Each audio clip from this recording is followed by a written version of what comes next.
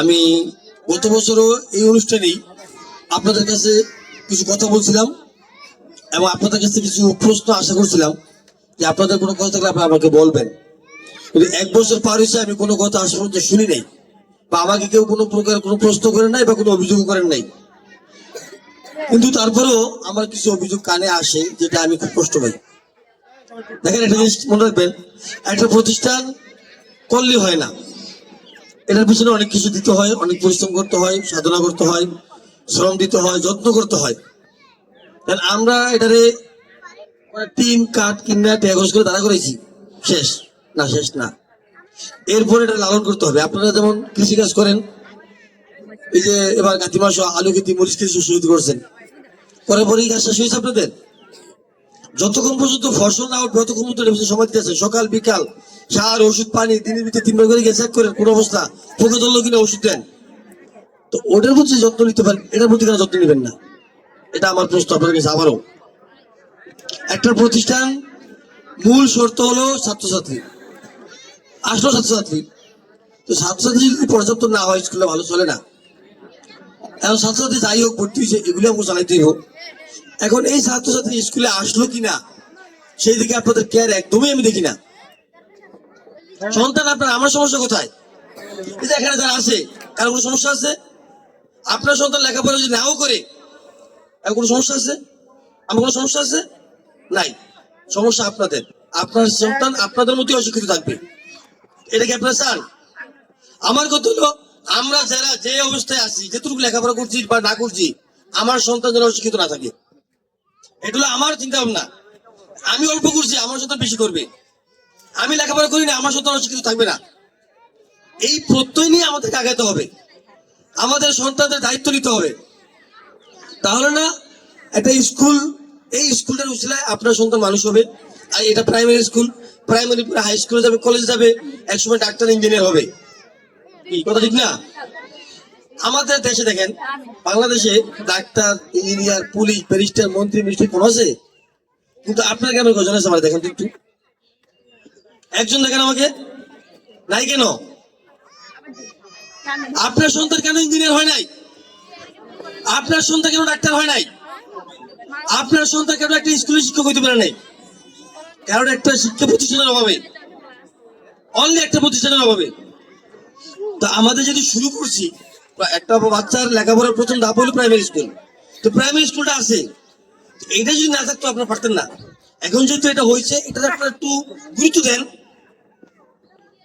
আমি এখানকার কিছু কিছু মানুষের আচার আচরণ দেখে খুবই অবাক। কিছু কিছু মানুষের কার্যক্রমে মনে হয় আমি মনে একটা পাপ করছি এই স্কুলটা কইরা। আপনার সন্তান স্কুলে শিক্ষকের সাথে বেয়াদবি করে, আপনি আবার সন্তানের সাথে তাল মিলা শিক্ষকের সাথে বেয়াদবি, কারণটা কি? কেন শিক্ষকের সাথে বেয়াদবি করবেন? ধৈর্য ধরুন যায় না? সমস্যা হলে আলোচনা করা যায় না নাকি? যে কোনো সমস্যা সমাধান করা যায় না? যায়নি? এই যে শিক্ষকরা, আমার আমাদের শিক্ষকরা, আমি জানি ওনাদের এই স্কুলে শিক্ষকতা করার যোগ্যতা নাই, আমরা জানি, ভালো করে জানি। তারপর ওনারা আসেন, কারণ এর চেয়ে ভালো বা যোগ্য লোক আমরা পাচ্ছি না। যদিও পাই, আমরা তাদেরকে রাখতে পারি না, কারণ তাদের যে পারিশ্রমিক বা মায়না দিতে হবে, সেটা দেওয়ার মতো যোগ্যতা আমাদের হয় নাই। যার কারণে আমাদের এই ল্যাংরা করে দিয়ে কাম চালাই দিতেছে। এই লোকটার একটা চোখে সমস্যা, আপনারা অনেকে বলা বলি করেন যে কানা, কেন? কারণটা কি? আপনি আসেন কেন? শিক্ষককে সম্মান দিতে না পারে সে মানুষ না, সে মানুষ না, পশু। আপনি আপনার সন্তানের শিক্ষক সম্মান দিবেন না, আপনার সন্তানের বেদবি করবে। এখনো সময় আছে, গুরুত্ব দেন বিষয়গুলো। এগুলো ছোট বিষয়, আজকে ছোট, কালকে বড় হবে, কালকে বড় হবে। এগুলো সমাধান করেন, শিক্ষকদের সম্মান করেন, স্কুলটার সম্মান করেন, আপনার বাচ্চা যাতে মানুষ হয় সেদিকে গুরুত্ব দেন। এই শিক্ষকদের সম্মান করবেন, এখন সাথে ভালোভাবে, এরা আপনার সন্তান আদর করবো। কি কথা ঠিক কিনা? আপনার সন্তান তারা আদর করবে, এক সময় শাসন করবে। এই শাসনটা শত্রু নয়, ভালোবাসার শাসন, মানুষ হওয়ার শাসন। শিক্ষক শাসন শাসন করবো কে? আপনি আমার সন্তানকে মারেন না, থাপড় দেন না, তো শিক্ষকদের দোষটা কোথায়? উনি তারপর দিলে দোষটা কোথায়? উনি কি আপনার শত্রু? প্লিজ আমি আপনার কাছে অনুরোধ করি, এই বিষয়গুলো বাদ দেন, এই বিষয়গুলো বাদ দেন। আপনারা আর একটু আন্তরিক হন, ভালোবাসার সম্পর্ক তৈরি করেন সবার সাথে। আপনারা দেখছেন আমাদের দেশে বর্তমানে অনেক ফ্যামিলি আছে, সন্তানরা বাবা মায়ের খাবার দেয় না, দেখতেও যায় না। কেন হচ্ছে এগুলো? অশিক্ষা। অথবা অনেক লোক আছে শিক্ষিত কিন্তু সুশিক্ষায় শিক্ষিত না। শিক্ষিত হলেও হয় না, সুশিক্ষায় শিক্ষিত হতে হবে। আর এই সুশিক্ষার জন্য আপনাকে ভূমিকা নিতে হবে। আপনাকে চেষ্টা করতে হবে আমার সন্তান যাতে মানুষের মতো মানুষ হয়, লেখাপড়া করবে, পাশাপাশি মানুষ হতে হবে। এটা আপনাদের চেষ্টা করতে হবে। দয়া করে এই ছোট ছোট বিষয়গুলো একটু গুরুত্ব দেন। আমি আপনাদের আবার অনুরোধ করি, এগুলো গুরুত্ব দেন। এই স্কুলের পরিবেশ সৌন্দর্য বজায় রাখুন। এরপরও যদি কেউ মনে করেন যে না আমি পারবো না, আল্লাহর রাস্তায় ব্যবসায়ী, আপনার সন্তান স্কুলে দিবেন না। একজনের জন্য আমি সবটি বলাবার চেষ্টা করতে রাজি না। আমার এখানে 50 জন শিশু থাকবে, একজন খারাপ, আপনি আপনার সন্তান শাসন করতে পারেন না, বা শিক্ষকরা শাসন করলে মানতে পারেন না, দয়া করে আপনার সন্তান আপনি নিয়ে যান। একজনের জন্য আমি 49 জন নষ্ট করতে রাজি না। আমার 49 জন ছাত্র মানুষ হতে হবে, একজন না হোক আমার আপত্তি নাই। আমার কথা একদম ক্লিয়ার। আরেকটা বিষয় হলো,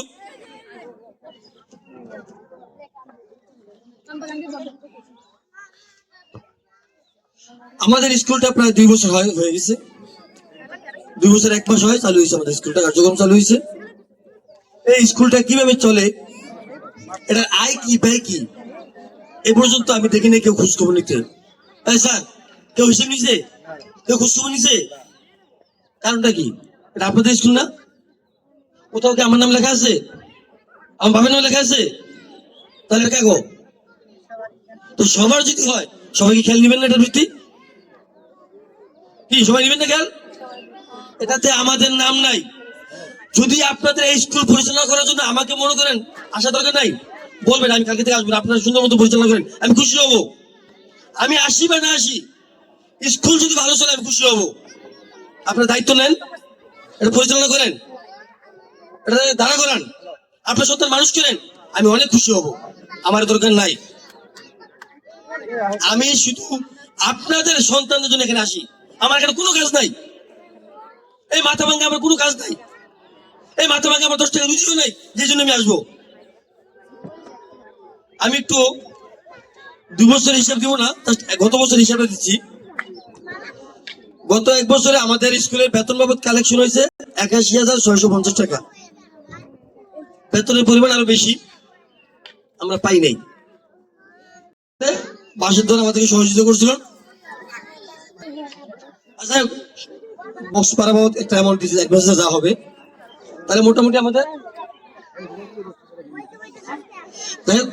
ধরেন আপনার 85 থেকে 90,000 মতো কালেকশন সব মিলে। আমাদের খরচ, স্কুলের আনুষঙ্গিক খরচ, বই আনা বা আনুষঙ্গিক খরচপাতি প্রায় 20,000 টাকা খরচ হয়েছে আমাদের, টুকটাক অন্যান্য খরচ। এবং শিক্ষকদের বেতন হয়েছে 1,42,000 টাকা। এবং গত বছরের এই প্রোগ্রামে খরচ হয়েছিল 30,000 টাকার মতো। তার মানে প্রায় 1,90,000 টাকা খরচ। 1,90,000 টাকার মধ্যে আমরা কালেকশন পাইছি ধরেন 90,000 টাকা। 90,000 হয় নাই, ধরেন 90,000 টাকা। তো বাকি 1 লক্ষ টাকা কোথায়, কোথা থেকে আসলো? আপনি কি একটু ভাবছেন? এটা জাস্ট 1 বছর হিসাব, আজকের হিসাব না, এটা গত বছর ডিসেম্বর পর্যন্ত হিসাব। তাহলে আপনার সন্তানের লেখাপড়া করাবেন, যদি আপনারা বেতনে যদি সহযোগিতা না করেন, আমরা তো কই না যেন 5 লাখ টাকা খরচ আপনারা 50 টাকা দেন, চাইছি কার থেকে? হ্যাঁ, তো না চাই নাই। তো এই যে বাচ্চাদের যে একটা বেতন সামান্য ধার্য করছি, এটা দিবেন না? এই লোকগুলো কি কে কাজ করবে? আপনি একজনের খেতে বলতে দিতেছেন 500 টাকা রোজ, 300 টাকা রোজ, 1000 টাকা রোজ, যাই হোক, বেতন না দিলে যাবেন? তো ওনারা তো কি কে করবো আমার বুঝান, ওনারা কি কে কাজটা করবো? এই বিষয়গুলি আপনার দেখা উচিত না? দয়া করে এই বিষয়গুলো আপনারা একটু দেখবেন। তারপরেও আমি বলছি, কালকে নয়, গত বছর বলছি, তার আগেও বলছি, আপনারা ঠিক মতো বেতন টেতন যা আছে পরিশোধ করবেন। এরপরে যদি কারো ব্যক্তিগত কোনো সমস্যা থাকে সেটা আমাকে বলবেন, ওনাদেরকে না, আমাকে বলবেন, আমি বুঝবো। আমার বাবারে বলবেন, আমার চাচারে বলবেন, আমরা বুঝবো, কিন্তু ওনাদের সাথে না। ওনাদের যেটা প্রাপ্য ওনাদেরকে বুঝাই দিবেন। না পারলে বললাম তো, না পারলে আমাদের সাথে পরামর্শ করেন, কিন্তু ওনাদেরকে কোনো প্রকার ঠকাবেন না। এ আমার একটা অনুরোধ। যাই হোক, আর একটা বিষয় হলো, আমরা অনুষ্ঠান করি জাস্ট বাচ্চাদেরকে একটু বিনোদন দেওয়ার জন্য, আর আপনাদের সাথে এই উসিলায় দুটো কথা বলার জন্য। আপনাদের কি এই আমাদের স্কুলের গত 1 বছরের কার্যক্রম বা চলাফেরায় কারো কোনো প্রশ্ন বা অভিযোগ বা কোনো কথা আছে বা কোনো পরামর্শ আছে? থাকলে একটু হাত উঠান। কারো কোনো কথা থাকলে হাত উঠান। কারো কোনো কথা নাই? গত বছর একই অবস্থা, কোনো কথা নাই। তো যেহেতু কারো কোনো কথা নাই, সেহেতু আমি অনুরোধ করব, স্কুলে কেউ বিশৃঙ্খলা সৃষ্টি করবেন না। যে বিশৃঙ্খলা করবেন সেই স্কুল থেকে 100 মাইল দূরে থাকবেন, 100 মাইল দূরে থাকবেন। স্কুল থেকে তাকাবেনও না। একজন বাকিদের নষ্ট করবেন, অনুরোধ। একজন বাকিদের নষ্ট করবেন না। আমরা চাই স্কুল এবং আপনারা, আমরা সবাই সুন্দরভাবে একত্রে বসবাস করতে। দেশে যখন একটা গ্যাঞ্জাম হয় সবাই একত্রে চাই না মারামারি করতে। কে মারামারি করলে একত্রে দেরি, তা আমার সন্তানের ভবিষ্যৎ, আপনার সন্তানের ভবিষ্যৎ, সবাইকে নিয়ে একত্রে কাজ করুন না। খারাপ তো ঠিকই যাই, বিপদ করিয়া একটু ভালো কাজ যাই না। তো ভালো কাজ আমরা সবাই একত্রিত হই। আপনার সন্তান মানুষ হবে, ওই চরিত্রা ডোবারের লোক এটা লেখাপড়া করবে না, করবে? এটা আপনাদের জন্য, এটা আপনাদের প্রতিষ্ঠান। যাই হোক, আর সন্তানদেরকে ভালোবাসবেন। আপনারা সবাইকে বলি, আপনার সন্তানকে ভালোবাসবেন, আদর করবেন, গলায় জড়িয়ে ধরবেন, বুঝাবেন, বাবা যা স্কুলে যা, আসলে একটু আদর করবেন। দেখবেন ও আপনার প্রতি মহব্বত বাড়বে, সম্মান বাড়বে, শ্রদ্ধাবোধ বাড়বে। এটা আজকে নয়, যখন বড় হবে, আপনার বুড়ো হবেন, তখন কাজে লাগবে। এই গাছটা একটু লাগায়েন, ভালোবাসার গাছটা একটু সবাই লাগায়েন, একটু অনুরোধ করলাম। আল্লাহ হাফেজ, সবাই ভালো থাকবেন।